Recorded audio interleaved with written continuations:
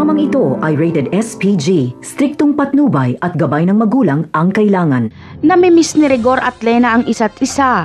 Malalim na ang gabi ay pareho silang hindi makatulog dahil iniisip nila ang isa't isa. Kanya-kanyang tingin ang cellphone at pakiramdaman kung sino ang unang magtitext. Kalaunan ay si Rigor ang nagtext at kinamusta niya si Lena. Sinabi tuloy ni Lena sa kanyang sarili na hindi daw siya matiis ni Rigor at papatunayan niyang milya-milya ang agwat nila ni Marites.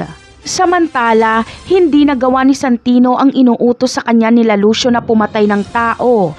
Pero sa pag-uwi ni Santino ay napagtanto niyang mas pamilya niya ang mga batang tondo at gagawin niya ang lahat para maging karapat-dapat siya sa kanilang grupo. Sa susunod ay handa nang pumatay si Santino para lang makapasok siya sa grupo nila Edwin. Ang plano ni Santino ay mag-ipon ng malaking halaga para maialis niya si Marites sa bahay ng demonyong si Rigor. Sa ibang eksena naman ay nanghihinayang si Supremo sa hindi nila pagkakaintindihan ni Tanggol. Sayang daw dahil anak pa naman daw ang turing niya kay Tanggol. Habang si Tanggol naman ay nanghihinayang din dahil dapat daw ay kasama nila sila Supremo sa pagyaman. Ganun pa man ay umaasa si Tanggol na balang araw ay magkakaayos sila ni Supremo. Sa kabilang banda naman ay alam at ramdam ni Ramon na hindi niya anak si David dahil taliwas daw ang kilos nito sa isang Montenegro.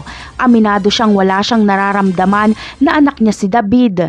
Ngunit sino nga ba ang magbibigay linaw kay Ramon sa pagiging impostor ni David? Walang iba kundi ang doktor na nag-DNA test kay David.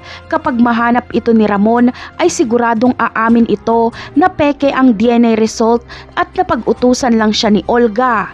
Napakarami pa nating dapat abangan sa mga susunod na episode. Paalam!